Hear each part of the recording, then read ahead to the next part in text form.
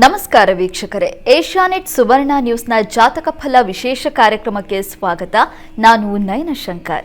ಇವತ್ತು ಬುಧವಾರ. ಈ ದಿನದ ವಿಶೇಷತೆ ಹೇಗಿದೆ, ಇವತ್ತು ದ್ವಾದಶ ರಾಶಿಗಳ ಫಲಾಫಲಗಳೇನು, ಹಾಗೆ ನೀವು ಕಳಿಸಿರುವಂತಹ ಸಂದೇಶಗಳಿಗೆ ಪರಿಹಾರ ಏನು ನೋಡೋಣ. ಇದೀಗ ನಮ್ಮ ಜೊತೆ ಖ್ಯಾತ ಜ್ಯೋತಿಷಿಗಳಾಗಿರುವಂತಹ ಶ್ರೀಕಂಠ ಶಾಸ್ತ್ರಿಗಳಿದ್ದಾರೆ. ಬನ್ನಿ ಅವರನ್ನ ಕಾರ್ಯಕ್ರಮಕ್ಕೆ ಸ್ವಾಗತಿಸೋಣ. ಶಾಸ್ತ್ರಿಗಳೇ, ಕಾರ್ಯಕ್ರಮಕ್ಕೆ ಸ್ವಾಗತ. ನಮಸ್ಕಾರ ಶಾಸ್ತ್ರಿಗಳೇ, ಇವತ್ತು ಬುಧವಾರ. ಈ ದಿನದ ವಿಶೇಷತೆ ಹೇಗಿದೆ ತಿಳಿಸೋದಾದರೆ? ಶ್ರೀ ಗುರುಭ್ಯೋ ನಮಃ. ಹರಿ ಓಂ. ಮೂರ್ತಿತ್ವೇ ಪರಿಕಲ್ಪಿತ ಶಶಿಭೃತೌ ವರ್ತ್ಮಾ ಪುನರ್ಜನ್ಮನ ಮಾತ್ಮೇತ್ಯಾತ್ಮವಿದಾಂ ಕೃತಶ್ಚ ಯಜತಾಂ ಭರ್ತ ಅಮರ ಜ್ಯೋತಿಷಾಂ ಲೋಕಾನಾಂ ಪ್ರಳಯೋದ್ಭವ ಸ್ಥಿತಿ ವಿಭುಶ್ಚಾನೇಕಧಾ ಯಶ್ರಿತೌ ವಾಚನ್ನ ಸದ್ದದಾ ತ್ವನೇಕರ್ಣ ತ್ರೈಲೋಕ್ಯ ದೀಪೋ ರವಿಃ. ಸಮಸ್ತ ವೀಕ್ಷಕರಿಗೆ ಶುಭೋದಯ, ಶುಭ ಬೆಳಗು. ಈ ದಿನದ ಸಂದೇಶಗಳನ್ನು ಪರಿಶೀಲಿಸೋಣ. ತತ್ಪೂರ್ವದಲ್ಲಿ ಹೊತ್ತಿನ ಪಂಚಾಂಗವನ್ನು ಗಮನಿಸಿಕೊಳ್ಳೋಣ. ಶ್ರೀ ಪರಾಭವನಾಮ ಸಂವತ್ಸರ ಉತ್ತರಾಯಣ ವಸಂತ ಋತು ಚೈತ್ರ ಮಾಸ ಕೃಷ್ಣ ಪಕ್ಷವಾಗಿದೆ. ಈ ದಿವಸ ಬುಧವಾರವಾಗಿರ್ತಕ್ಕಂಥದ್ದು ತ್ರಯೋದಶಿ ತಿಥಿ, ಪೂರ್ವಭಾದ್ರ ನಕ್ಷತ್ರ. ಈ ದಿವಸ ಬುಧವಾರ ಮತ್ತು ತ್ರಯೋದಶಿ ಸೇರಿದೆ. ಪ್ರದೋಷ ಏರ್ಪಾಡಾಗುತ್ತೆ ತ್ರಯೋದಶಿಯಲ್ಲಿ. ಅದು ತುಂಬ ವಿಶಿಷ್ಟವಾದದ್ದು. ಪ್ರತಿ ತ್ರಯೋದಶಿಯಲ್ಲೂ ನಾವು ಈ ಪ್ರದೋಷದ ಬಗ್ಗೆ ಮಾತಾಡಿದ್ದೀವಿ. ಸೋಮ ಪ್ರದೋಷ, ಶನಿ ಪ್ರದೋಷ. ಪ್ರತಿ ವಾರವೂ ಈ ದಿವಸ ಬುಧವಾರ ಬಂದಿದೆ ಈ ಸಲ. ಹೀಗಾಗಿ ಬುಧವಾರವೂ ಯಾವ ವಾರವೂ ಪ್ರದೋಷ ಬಂದರೆ ಪ್ರದೋಷವೇ ವಿಶೇಷ ಅಂತ, ಅದು ಯಾವ ವಾರವಾದರೂ ಬರಲಿ.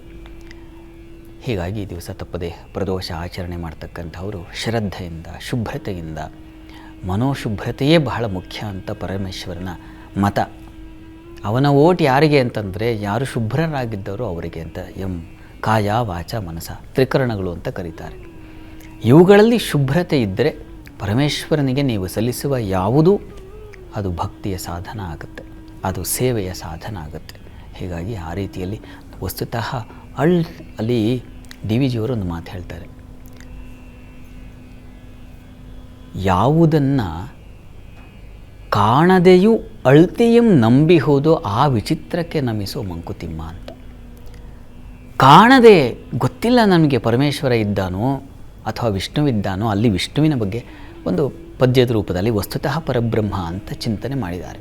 ಅಂದರೆ ಈ ಜಗತ್ತನ್ನು ನಿರ್ಮಾಣ ಮಾಡಿರ್ತಕ್ಕಂಥ ಮತ್ತು ಇದನ್ನು ನಡೆಸ್ತಾ ಇರತಕ್ಕಂಥ ಮತ್ತು ಇದನ್ನು ವಿನಾಶಗೊಳಿಸ್ತಕ್ಕಂಥ ಶಕ್ತಿ ಅದು ಯಾವುದಾಗಿದೆ, ಅದಕ್ಕೆ ಅದು ಕಾಣದೆಯೂ ಒಂದು ಅಳತೆಯಿಂದ, ಪ್ರೀತಿಯಿಂದ ನಂಬಿಕೊಂಡಿದ್ದೀವಿ ನೋಡಿ. ನಾನು ದೇವ್ರು ತೋರಿಸು ಅಂತಂದರೆ ಪ್ರಶ್ನೆ ಮಾಡಿದ್ರೆ ಏನು ತೋರಿಸೋದು?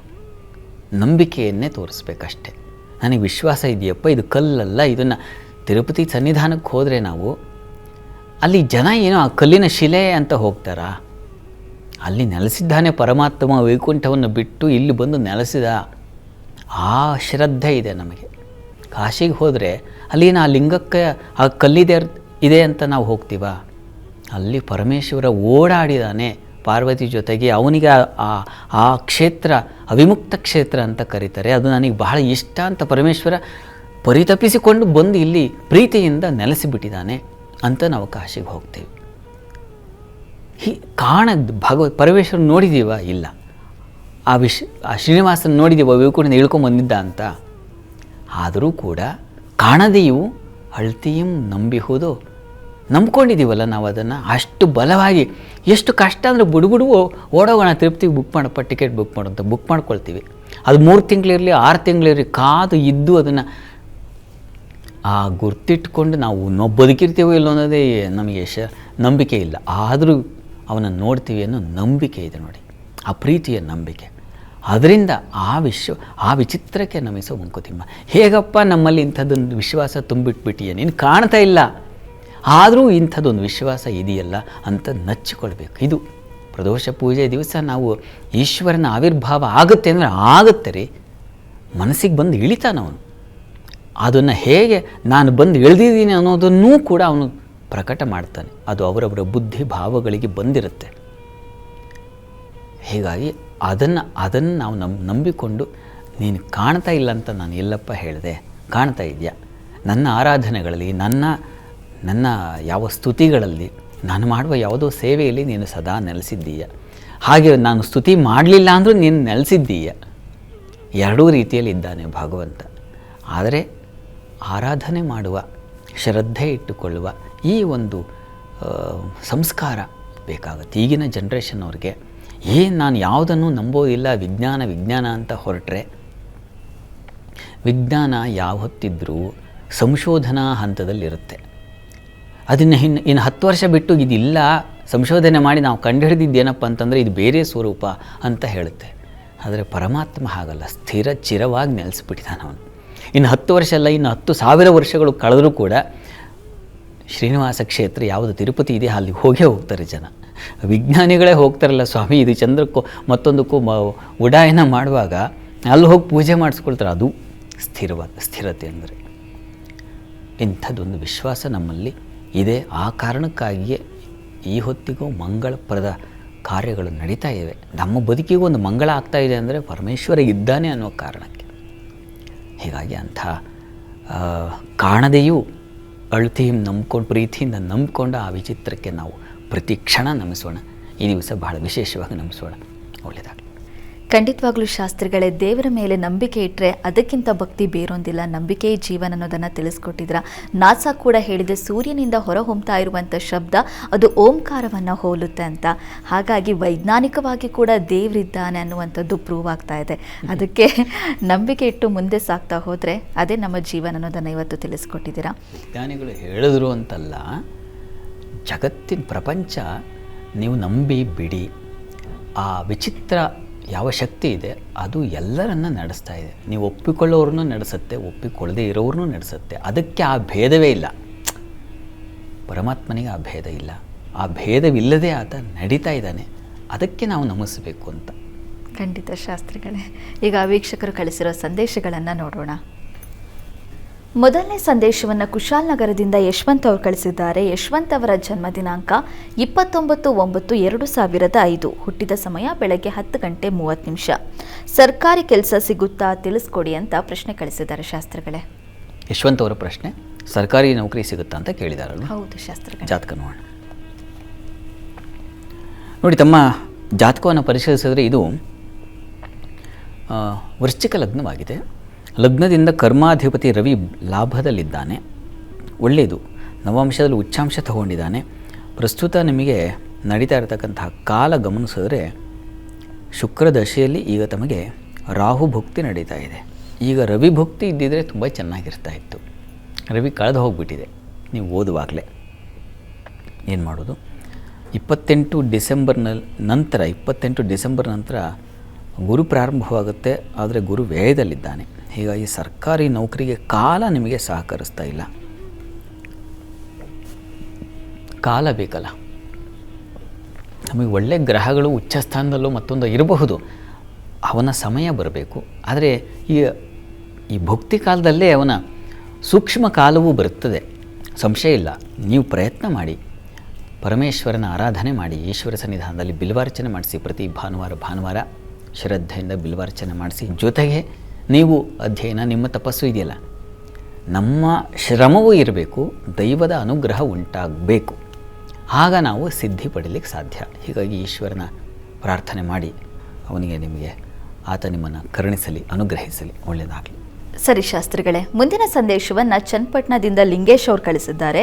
ಲಿಂಗೇಶ್ ಅವರ ಜನ್ಮ ದಿನಾಂಕ 16/2/1967. ಹುಟ್ಟಿದ ಸಮಯ ಬೆಳಗ್ಗೆ 11:45. ಜಮೀನು ಮಾರಾಟವಾಗ್ತಾ ಇಲ್ಲ, ಏನು ಪರಿಹಾರ ತಿಳಿಸ್ಕೊಡಿ ಅಂತ ಪ್ರಶ್ನೆ ಕೇಳಿದ್ದಾರೆ ಶಾಸ್ತ್ರಿಗಳೇ. ಲಿಂಗೇಶ್ ಅವರ ಪ್ರಶ್ನೆ, ಜಮೀನು ಮಾರಾಟ ಆಗ್ತಾ ಇಲ್ಲ, ಏನು ಮಾಡಬೇಕು ಅಂತ ಕೇಳಿದ್ದಾರೆ. ಹೌದು ಶಾಸ್ತ್ರಿ. ಜಾತಕ ನೋಡೋಣ.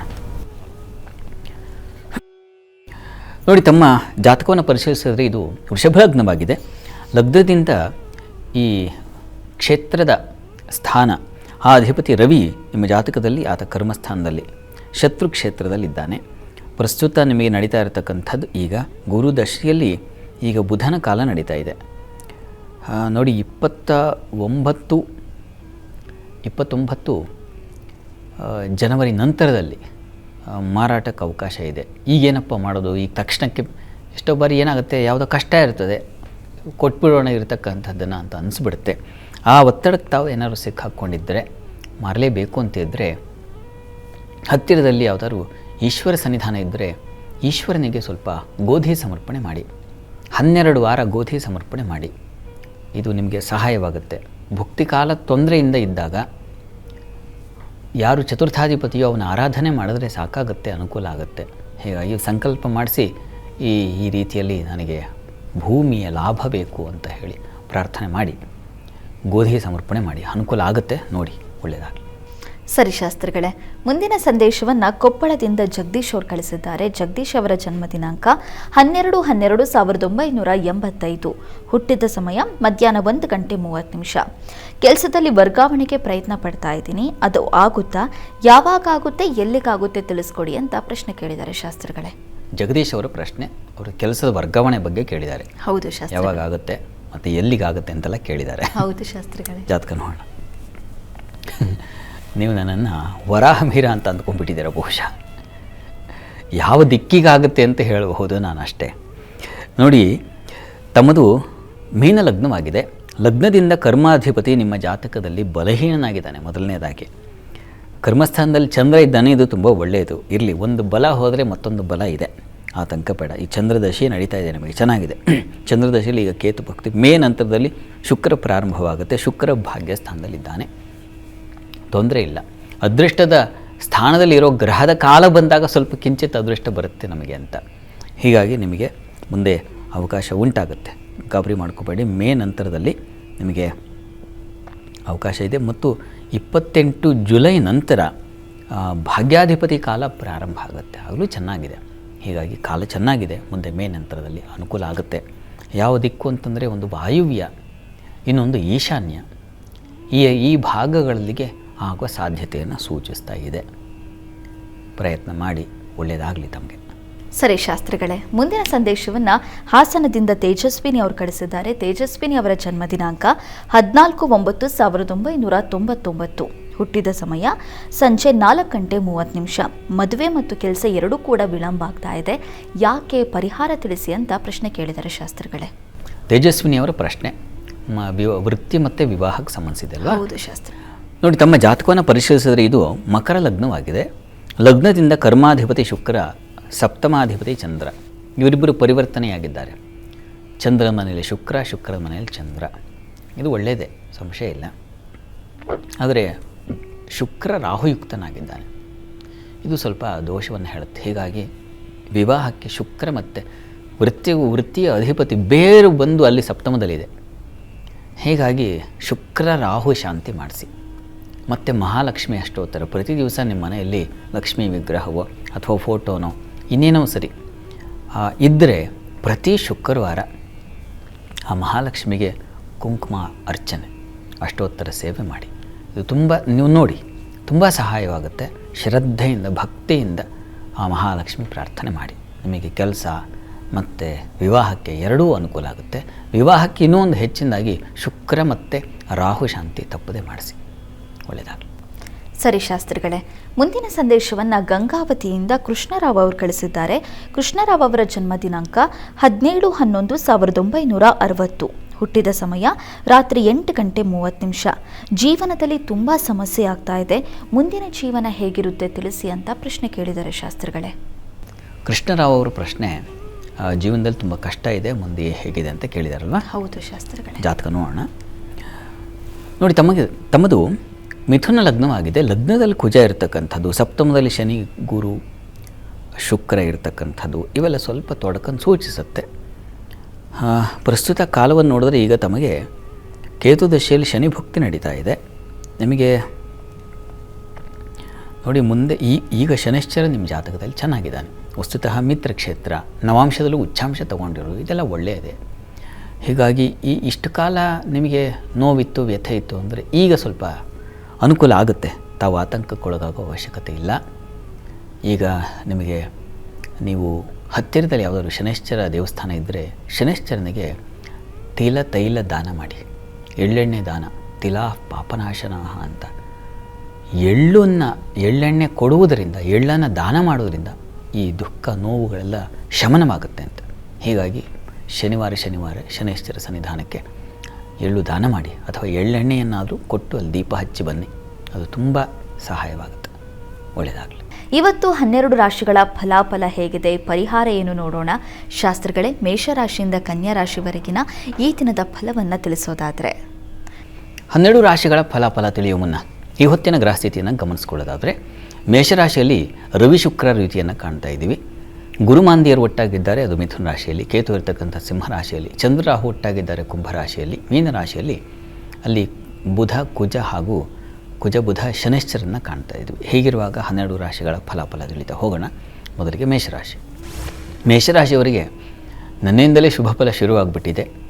ರಂಗಕರ್ಮಿಗಳಿಗೆ, ಕಲಾವಿದರಿಗೆ ಶುಕ್ರೇಣ ರಂಗಾಯುಧೈಹಿ ಅಂತ, ಈ ಯಾವುದನ್ನು ಚಿತ್ರರಂಗ ಅಂತ ಕರಿತೀವೋ, ಯಾವುದನ್ನು ರಂಗಭೂಮಿ ಅಂತ ಕರಿತೀವೋ, ಅಲ್ಲಿ ಎಷ್ಟು ವಿಭಾಗಗಳಲ್ಲಿ ಇದೆ ನೋಡಿ. ಅದು ಒಂದು ಕಾಸ್ಟ್ಯೂಮಿಂದ ಹಿಡಿದು, ಒಂದು ಮೇಕಪ್ಪಿಂದ ಹಿಡಿದು, ಒಂದು ಸ್ಟೇಜ್ ನಿರ್ಮಾಣದಿಂದ, ಅಂದರೆ ಒಂದು ಸೆಟ್ ಡಿಸೈನಿಂದ, ಹೀಗೆಲ್ಲ ಆ ಕ್ಷೇತ್ರದವರಿಗೆ ತುಂಬ ಚೆನ್ನಾಗಿದೆ ಅಂತ, ಒಂದಲ್ಲ ಒಂದು ರೀತಿಯಲ್ಲಿ ಅನುಕೂಲ ಉಂಟಾಗುತ್ತೆ ಅಂತ. ಮತ್ತು ರವಿ ಔಷಧಕಾರಕನಾಗಿರ್ತಕ್ಕಂಥವನು. ಹೀಗಾಗಿ ಔಷಧ ಕ್ಷೇತ್ರಗಳಲ್ಲಿ, ಮೆಡಿಕಲ್ ಫೀಲ್ಡ್ ಅವರಿಗೆ ತುಂಬ ಚೆನ್ನಾಗಿದೆ. ರಾಜಕಾರಣಿಗಳಿಗೆ ತುಂಬ ಚೆನ್ನಾಗಿದೆ. ಹೆಚ್ಚಿನ ಶುಭ ಫಲ ಕಾಣ್ತೀರ. ವೃತ್ತಿಯಲ್ಲೂ ಅನುಕೂಲವನ್ನು ಕಾಣ್ತೀರ. ಔಷಧ ವ್ಯಾಪಾರಿಗಳಿಗಂತೂ ತುಂಬ ಚೆನ್ನಾಗಿದೆ, ಲಾಭದಾಯಕವಾಗಿದೆ. ಈ ದಿವಸ ಸ್ವಲ್ಪ ನಂಬಿಕೆ ಹಾಳಾಗಬಹುದು, ನಮ್ಮ ವಿಶ್ವಾಸ ಕಳ್ಕೊಳ್ಳುವ ಸಾಧ್ಯತೆ ಸೂಚಿಸ್ತಾ ಇದೆ. ನಂಬಿದವರಲ್ಲಿ, ಹತ್ತಿರದವರಲ್ಲಿ, ಇಂಥವರಲ್ಲಿ. ಅದರ ನಿವಾರಣೆಗೆ ಆಂಜನೇಯನ ಪ್ರಾರ್ಥನೆ ಮಾಡಿ. ಇನ್ನು ವೃಷಭರಾಶಿ.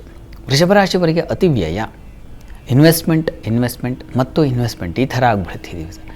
ಈ ದಿವಸ ಹೆಚ್ಚಿನ ತೊಡಗಿಸುವಿಕೆ ಮತ್ತು ಹಣ ಧನಸ್ಥಾನದಲ್ಲಿ ಮಂದಿ ಇದ್ದರೆ ಹಣ ಖರ್ಚು, ಹಣ ವ್ಯಯವೋ ಅದು ಇನ್ವೆಸ್ಟ್ಮೆಂಟು ಅರ್ಥನೇ ಆಗದೆ ಹೋಗ್ಬಿಡುತ್ತೆ ಈ ದಿವಸ. ಆಹಾರದಲ್ಲಿ ವ್ಯತ್ಯಾಸ ಮಾಡ್ಕೊಳ್ತೀರಾ.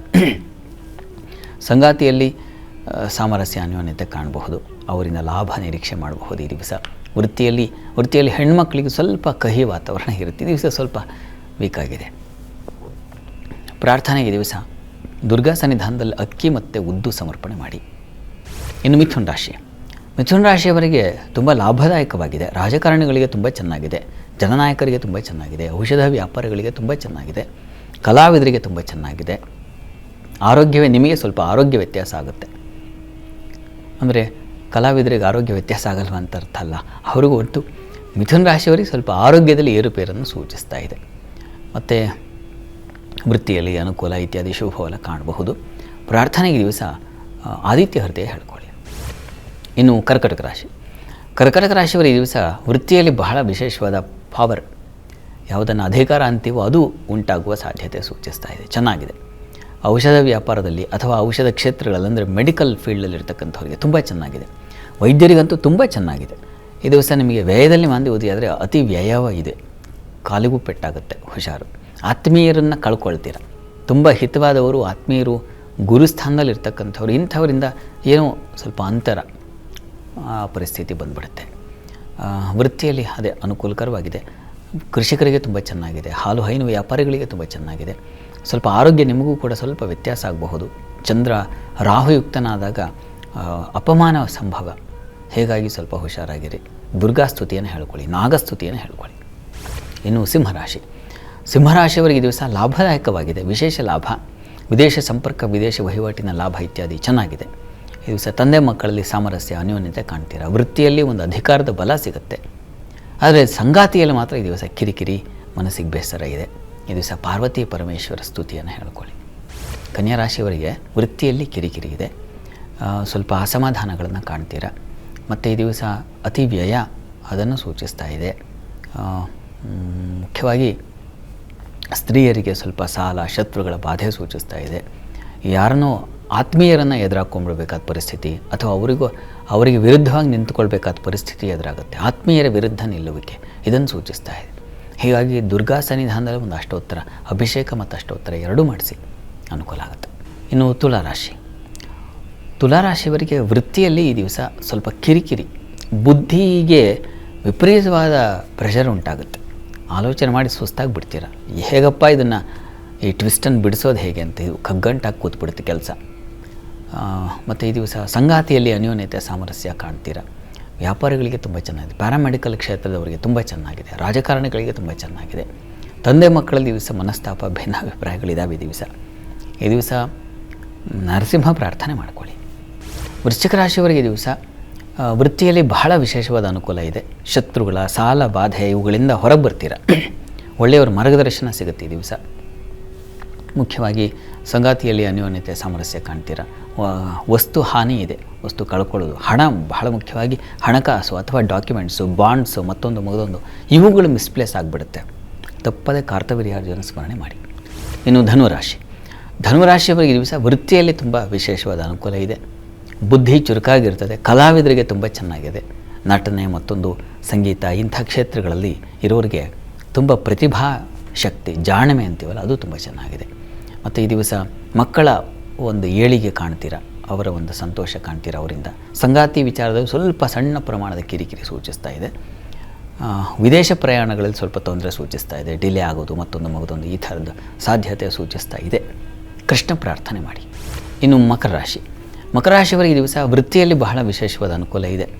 ಈ ದಿವಸ ನಿಮಗೆ ಈ ಭೂಮಿ ಮತ್ತು ಈ ವಾಹನ ಇವುಗಳ ವಿಚಾರದಲ್ಲಿ ಹೆಚ್ಚಿನ ಅನುಕೂಲ ಕಾಣಬಹುದು. ಸ್ನೇಹಿತರು, ಬಂಧುಗಳಿಂದ ತುಂಬ ಸಹಾಯ ಕಾಣಬಹುದು. ಈ ದಿವಸ ಸ್ವಲ್ಪ ಆರೋಗ್ಯದಲ್ಲಿ ಏರುಪೇರಾಗಬಹುದು.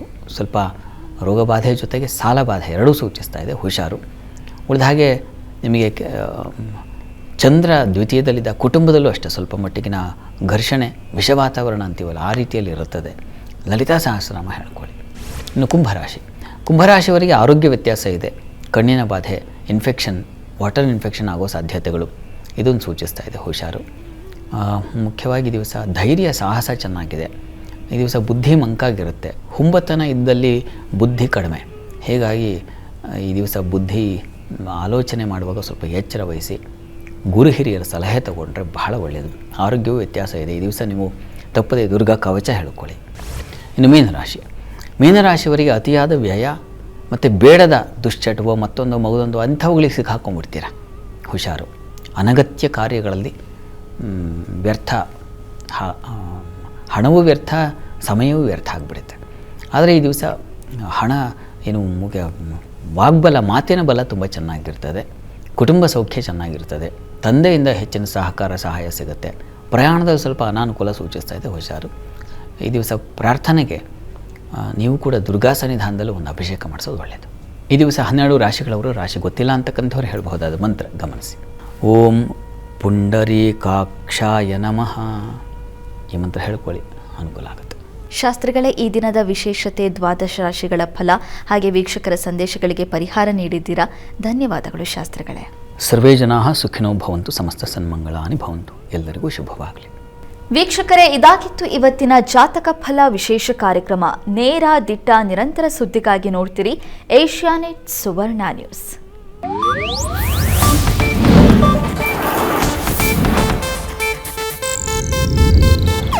ಇದು ಏಷ್ಯಾನೆಟ್ ನ್ಯೂಸ್ ನೆಟ್ವರ್ಕ್ ಪ್ರಸ್ತುತಿ.